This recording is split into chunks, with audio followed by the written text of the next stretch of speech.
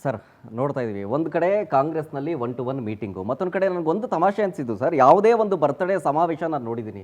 ಆ ಬರ್ತ್ಡೇ ಸಮಾವೇಶದಲ್ಲಿ ಯಾರು ಬರ್ತ್ಡೇ ಬಾಯ್ ಇರ್ತಾರಲ್ಲ ಅವ್ರ ಬಗ್ಗೆ ಅವರು ನಡೆದು ಬಂದ ಹಾದಿ, ಅವ್ರಿಗೆ ಏನೇನು ಕೆಲಸ ಮಾಡಿದ್ರು ಅದ್ರ ಬಗ್ಗೆ ಗೌರವಯುತವಾಗಿ ಮಾತಾಡಿ ಅವ್ರನ್ನ ಅಟ್ಟಕ್ಕೇರಿಸ್ಬಿಡುವಂಥ ಕೆಲಸಗಳೆಲ್ಲ ಆಗ್ತದೆ. ಬಟ್ ಈ ಬರ್ತ್ಡೇ ಪಾರ್ಟಿಲಿ ಸಿದ್ದೇಶ್ವರ ಅವರ ಗುಣಗಾನ ಮಾಡೋದು ಬಿಟ್ಟು ಬೇರೆಲ್ಲ ಆಯಿತು ಅಂತ. ಫಸ್ಟ್ ಆಫ್ ಆಲ್ ಸಿದ್ದೇಶ್ವರ ಅವರಿಗೆ ಬರ್ತ್ಡೇಯ ಶುಭಾಶಯಗಳು.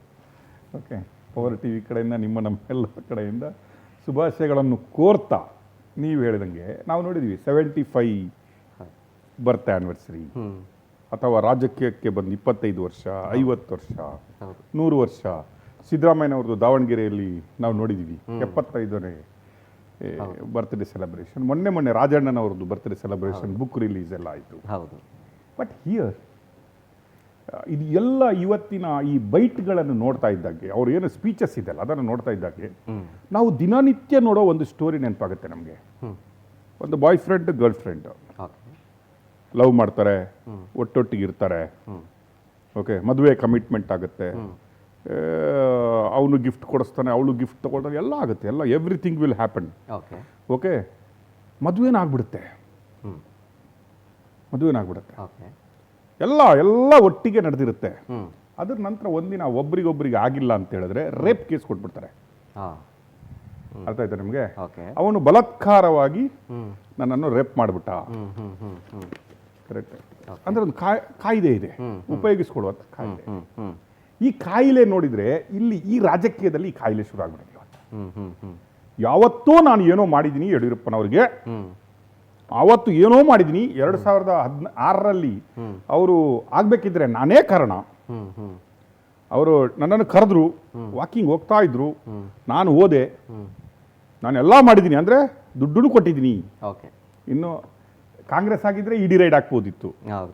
ಎಷ್ಟು ದುಡ್ಡು ಕೊಟ್ಟಿದ್ಯಾ, ಏನು ದುಡ್ಡು ಕೊಟ್ಟಿದ್ಯಾ, ಎಲ್ಲಿ ಕೊಟ್ಟಿದ್ಯಾ ಅಂತ ಇಡಿ ರೈಡ್ ಆಗ್ಬೋದಿತ್ತು ಏನೋ. ಬಿಕಾಸ್ ಓಪನ್ ಸ್ಟೇಟ್ಮೆಂಟ್ ಎಲ್ಲರೂ ಹೇಳ್ತಾರೆ ದುಡ್ಡನ್ನು ಕೊಟ್ಟವರೇ ಇವರು ಅಂತ.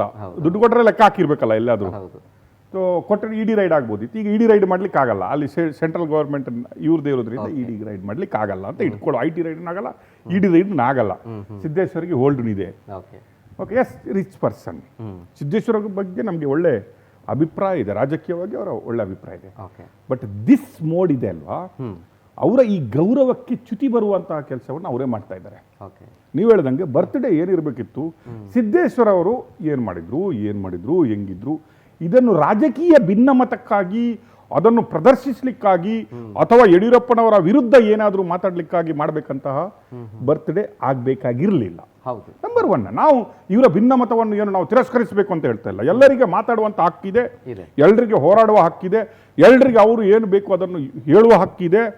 ಅವರಿಗೆ ಅನ್ಯಾಯ ಆಗಿದ್ರೆ ಅದನ್ನು ಹೇಳೋ ಹಕ್ಕಿದೆ. ಅದಕ್ಕೆ ಒಂದು ಮಂಚ ಇದೆ, ಅದಕ್ಕೊಂದು ವೇದಿಕೆ ಇದೆ, ಅದಕ್ಕೊಂದು ಸ್ಟೇಜ್ ಇದೆ, ಎಲ್ಲಿ ಹೋಗಿ ನಾವು ಹೇಳಬಹುದು ಅದನ್ನು ಅಂತ. ಸಿದ್ದೇಶ್ವರ ಅವರೆಲ್ಲ ಸೀನಿಯರ್ ಮೋಸ್ಟ್ ಲೀಡರ್ಸ್ ಬಿಜೆಪಿಗೆ ದುಡಿದವರು, ಅಧಿಕಾರವನ್ನು ಅನುಭವಿಸಿದವರು ಕೂಡ ಸಿದ್ದೇಶ್ವರರು. ಈಗ ರಾಜಕೀಯದಲ್ಲಿ ಈ ಸಲ ಸೋತಿದ್ದಾರೆ, ಪ್ರತಿಭಾ ಮಲ್ಲಿಕಾರ್ಜುನ ಇದ್ರಲ್ಲೇ ಸೋತಿದ್ದಾರೆ. ರೀಸನ್ ಬಿಹೈಂಡ್ ದಿಸ್ ನಿಮ್ಗೇನಂದ್ರೆ, ಅವರಿಗೆ ಎಲ್ಲಿವರೆಗಿದೆ ಅಂದ್ರೆ, ನಮ್ಮನ್ನು ಸೋಲಿಸಲಿಕ್ಕೆ ಕಾರಣನೇ ಯಡಿಯೂರಪ್ಪ ಆ್ಯಂಡ್ ಟೀಮ್.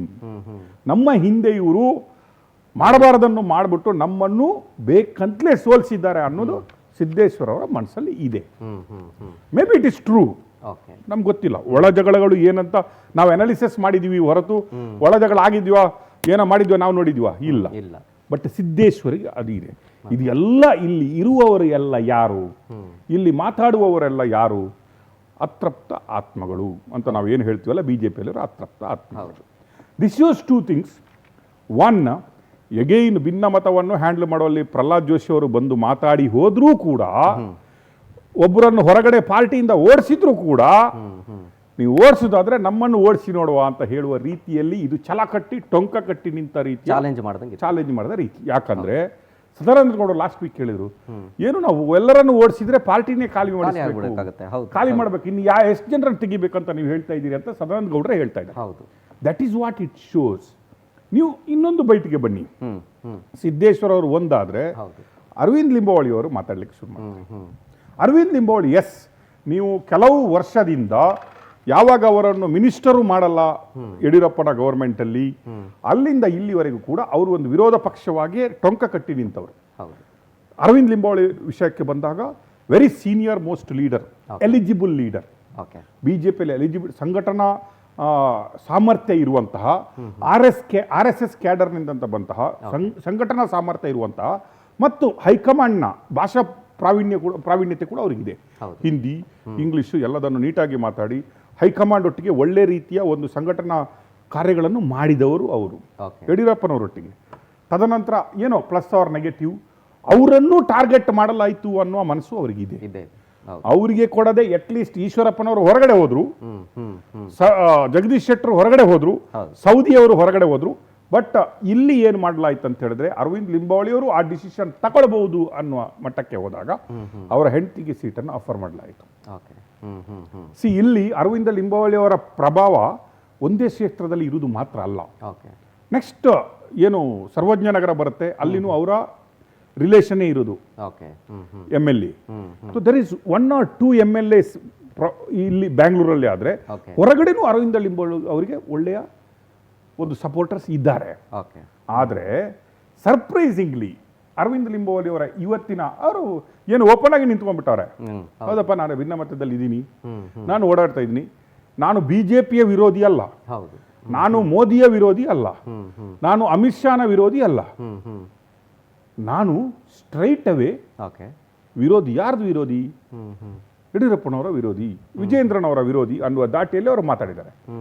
ಒಂದು ಸ್ಟೇಟ್ಮೆಂಟ್ ನೋಡಿ, ಅವರು ಹೇಳಿದ್ದು ಬಾಗಿಲು ಬಡಿಯುವ ಸ್ಟೇಟ್ಮೆಂಟ್ಗೆ ಬಂದಾಗ ನಾನೇನು ಮರೆ ಪರ್ಸನಲ್ ಬಾಡಿಗೆ ಆ ರೀತಿ ನಿನ್ನ ಪರ್ಸನಲ್ ಮನೆದ್ದು ಬಾಗಿಲು ಬಡಿದಿದೆ ಅಂತ ಹೇಳಿಲ್ಲ, ನಾನೇನು ಯಡಿಯೂರಪ್ಪನ ಅಂತ ಕೇಳಿ ಪರ್ಸನಲ್ ಆಗಿ ತಗೋಬಿಡಿ. ಅದು ಪರ್ಸನಲ್ ಆಗಿ ಅಂದ್ರೆ ಯಡಿಯೂರಪ್ಪನವರು ಇನ್ನೊಬ್ಬರ ಮನೆಯ ಬಾಗಿಲು ತಟ್ಟಿದ್ದಾರೆ ಅಂತ ಹೇಳುವ ರೀತಿಯಲ್ಲಿ ಹೇಳಿದರು. That looks little too personal ಅಂತ ಅನಿಸ್ತು ನನಗೆ. ಥರ್ಡ್ ಏನು ಬರುತ್ತೆ, ನಾವು ಪ್ರತಾಪ್ ಸಿಂಹ ಅವರ ವಿಷಯಕ್ಕೆ ಬಂದಾಗ ಎಗೇನ್ ಸೇಮ್ ಅತೃಪ್ತ ಆತ್ಮನೆ. ಅವರು ಟ್ರೈ ಮಾಡ್ತಾ ಇದ್ದಾರೆ ಹೆಂಗ್ ಇರುವುದಾದ್ರೂ ಕೂಡ ಒಂದು ಟೈಮಲ್ಲಿ ನಾನು ಅಮಿತ್ ಶಾ ಬೇರೆ ಅಲ್ಲ, ಅಮಿತ್ ಶಾಗೂ ನನಗೂ ಯಾವ ರೀತಿಯ ಬಂಧ ಇದೆ ಅಂತ ತೋರಿಸ್ಕೊಟ್ಟವರು ಅವರು. ಹೌದು. ಪ್ರತಾಪ್ ಸಿಂಹ ಅವರು ಒಂದು ಟ್ವಿಟ್ ಮಾಡದೇ ಇರಲಿ, ಪ್ರತಾಪ್ ಸಿಂಹ ಅವರು ಏನೇ ಮಾಡೋದಿರಲಿ, ಅದರ ಹೊರತಾಗಿ ಪ್ರತಾಪ ಸಿಂಹ ಏನಾದರೂ ಏನೂ ರೀತಿಯ ವಿವಾದಗಳು ಇಲ್ಲದ ವ್ಯಕ್ತಿ ಅಂತ ಅಲ್ಲ. ವಿವಾದಗಳು ಪ್ರತಾಪ್ ಸಿಂಹನ ಹಿಂದೆನೂ ಇದ್ದಿದ್ದು ಇದೆ. ಆ ವಿವಾದಗಳಿಂದಾಗಿಯೇ ಈ ಸಲ ಮೈಸೂರು ಲೋಕಸಭಾ ಸೀಟು ತಪ್ಪಿತು ಅನ್ನೋದು ಇದೆ. ತಪ್ಪಿದ ಮೇಲೆ ಇವ್ರ ಮನಸ್ಸಲ್ಲೂ ಇದೆ, ನನಗೆ ಯಡಿಯೂರಪ್ಪ ಮತ್ತೆ ವಿಜೇಂದ್ರರಿಂದಾಗಿ ಸೀಟ್ ಸಿಕ್ಕಿಲ್ಲ. ಯಾಕಂದ್ರೆ ವಿಜೇಂದ್ರ ನಾನು ಬೆಳೀತಾ ಹೋದ್ರೆ ನಾಳೆ ವಿಜೇಂದ್ರ CM ಆಗುವ ಏನಾದರೂ ಕನಸು ಕಂಡುಕೊಂಡು ಬಂದಿದ್ರೆ ನಾನು ಅವರನ್ನು ಓವರ್ಟೇಕ್ ಮಾಡ್ಬೋದು ಅನ್ನುವ ಭಾವನೆಯಿಂದಾಗಿ ಈಗಲೇ ಮೊಳಕೆ ಹೊಡೆಯುವಾಗಲೇ ನನ್ನನ್ನು ಕತ್ತರಿಸ್ಬಿಟ್ಟಿದ್ದಾರೆ. ನನಗೆ ಇಲ್ಲ ಸಲ್ಲದ್ದು ನನ್ನ ಬಗ್ಗೆ ಹೇಳ್ಬಿಟ್ಟು ಅಲ್ಲಿಗೆ ಯಾರ್ಯಾರ ಕೈಯಲ್ಲಿ ಬರೆಸ್ಬಿಟ್ಟು ನನ್ನನ್ನು MP ಸೀಟಿಂದ ಹೊರಗಡೆ ತೆಗೆದವ್ರೆ. ಅದೆಲ್ಲ ಓಕೆ. ಆದರೆ ಅವರು ಇವತ್ತು ಹೇಳ್ತಿರೋ ಮಾತಿದೆಲ್ಲ ನೋಡಿ, ಮಾವ ನೀವೇ ಎಲ್ಲ ಕಾರಣ ಅಂತ ಬಂದು ಕಾಲಿ ತಿಳಿದಿರು. Adjustment politics. He talk about adjustment politics ಅಂದ್ರೆ ಏನು? ಅಡ್ಜಸ್ಟ್ಮೆಂಟ್ಗಳನ್ನು ಮಾಡ್ಕೊಂಡ್ಬಿಟ್ಟು ಬೇರೆ ಎಲ್ಲ ಪಾರ್ಟಿಗಳ ಅಡ್ಜಸ್ಟ್ಮೆಂಟ್ಗಳನ್ನು ಮಾಡ್ಕೊಂಡ್ಬಿಟ್ಟು ಕಾಂಗ್ರೆಸ್ ಇಂದ ಅಡ್ಜಸ್ಟ್ಮೆಂಟ್ಗಳನ್ನು ಮಾಡ್ಕೊಂಡ್ಬಿಟ್ರಿ. ಅದಕ್ಕಾಗಿ ವಿಜೇಂದ್ರ ಅವರು ಶಿಕಾರಿಪುರದಲ್ಲಿ ವಿನ್ ಆದ್ರಿ. ಇಲ್ಲ ಅಂದ್ರೆ ನೀವು 10,000 ವೋಟ್ ಮಟ್ಟಕ್ಕೆ ಬಂದ್ಬಿಟ್ಟಿದ್ರಿ, ನೀವು ಸೋಲ್ತಾ ಇದ್ರಿ. ಅಡ್ಜಸ್ಟ್ಮೆಂಟ್ ಪಾಲಿಟಿಕ್ಸ್ ಮಾಡಿದ್ರಿಂದ ನನ್ನನ್ನು ಹೊರಗಡೆ ಇಟ್ರಿ. ಅಡ್ಜಸ್ಟ್ಮೆಂಟ್ ಪಾಲಿಟಿಕ್ಸ್ ಮಾಡಿಕೊಂಡು ನೀವು DK ಅವರ ಹತ್ರನೋ ಎಲ್ಲರ ಹತ್ರ ಅಡ್ಜಸ್ಟ್ಮೆಂಟ್ ಪಾಲಿಟಿಕ್ಸ್ ಅಲ್ಲಿ ಇದ್ರಿ. ಅದಕ್ಕೆ ಬೇಕಾದ ಕ್ಯಾಂಡಿಡೇಟ್ಗಳನ್ನು ಹಾಕೊಂಡ್ಬಿಟ್ಟು ನಮ್ಮವರನ್ನು ಸೋಲಿಸಿದ್ರಿ. ನೀವು ವಿನ್ ಆದ್ರಿ. ಅಡ್ಜಸ್ಟ್ಮೆಂಟ್ ಪಾಲಿಟಿಕ್ಸ್ ಇಂದಾಗಿ ನಾವೆಲ್ಲ ಇವತ್ತು ಇಲ್ಲಿದ್ದೀವಿ.